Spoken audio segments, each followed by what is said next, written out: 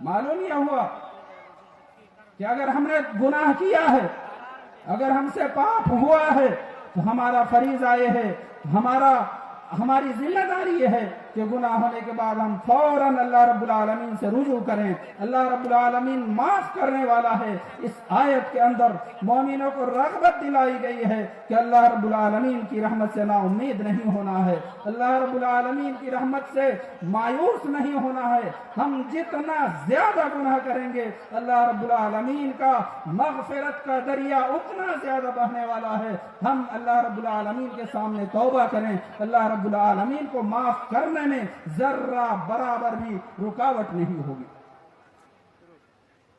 ایک آیت کریمہ کے اندر اللہ رب العالمین نے فرمایا وَتُوبُوا إِلَى اللَّهِ جَمِيعًا أَيُّهَا الْمُؤْمِنُونَ لَعَلَّكُمْ تُفْلِحُونَ۔ اے مومنو، اے مسلمانوں، تم لوگ سب کے سب اللہ رب العالمین سے توبہ کرو، اللہ رب العالمین کی طرف پھر آؤ، لعلکم تفلحون، تاکہ تم لوگ کامیاب ہو جاؤ۔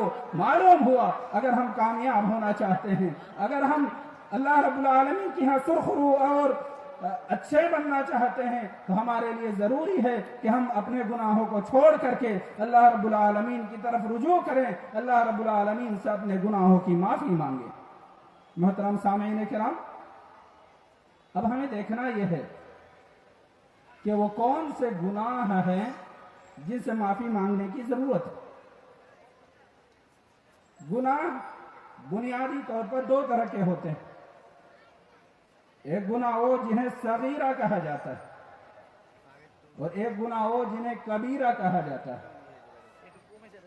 صغیرہ، کبیرہ۔ صغیرہ یعنی چھوٹے چھوٹے گناہ، کبیرہ یعنی بڑے بڑے گناہ۔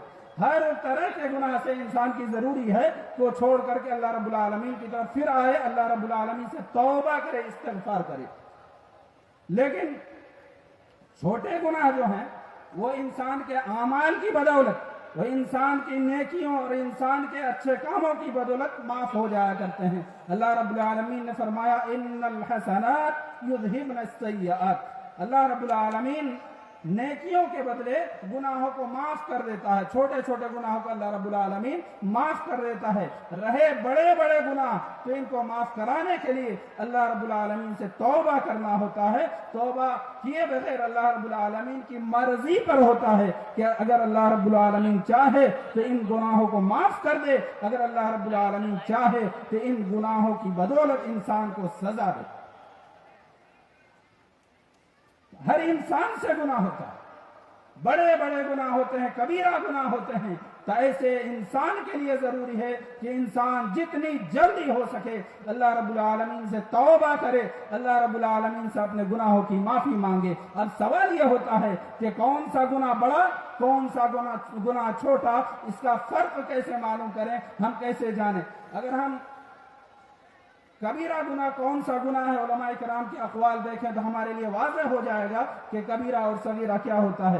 کبیرہ گناہ جاننے کے لیے بنیادی طور پر علماء کرام تین پہچان بتاتے ہیں کہ اگر یہ تین پہچان کسی گناہ کے اندر ہے تو ہم جان لیں گے یہ کبیرہ ہے ورنہ صغیرہ ہے۔ وہ تین پہچان یہ ہے کہ اگر کسی گناہ پر اللہ رب العالمین نے یا اللہ کے رسول صلی اللہ علیہ وسلم نے حد جاری کی، کوئی مخصوص سزا متعین کیا ہو کہ اگر آدمی چوری کرے تو اس کا ہاتھ کاٹ دیا جائے، آدمی اگر زنا کرے تو اسے ایک کوڑا مارا جائے، رجم کیا جائے، اگر آدمی شراب پیے تو اس کو یہ سزا دی جائے، اس طرح سے اگر اللہ رب العالمین نے یا اللہ کے رسول صلی اللہ علیہ وسلم نے کسی گناہ پر کوئی مخصوص سزا متعین کی ہے تو ہم جان لیں کہ وہ گناہ کبیرہ گناہ۔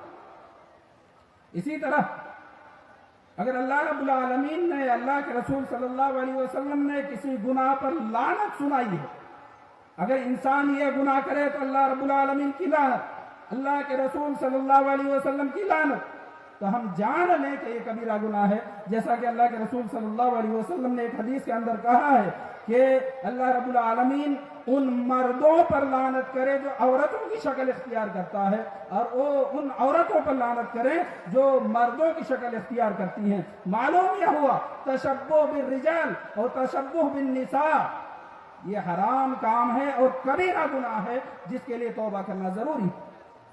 اسی طرح سے कबीरा गुनाह की एक पहचान यह है कि अल्लाह रब्बुल आलमीन ने, अल्लाह के रसूल सल्लल्लाहु अलैहि वसल्लम ने किसी गुनाह पर धमकी दी हो, वईद सुनाई हो, अगर आदमी ये गुनाह करे तो जहन्नम में जाएगा, अगर ये आदमी ऐसा करे तो अल्लाह रब्बुल आलमीन का गजब नाजिल होगा, अगर इस तरह की बात किसी गुनाह पर कही हो तो गुनाह कबीरा है, हमें जान लेना चाहिए।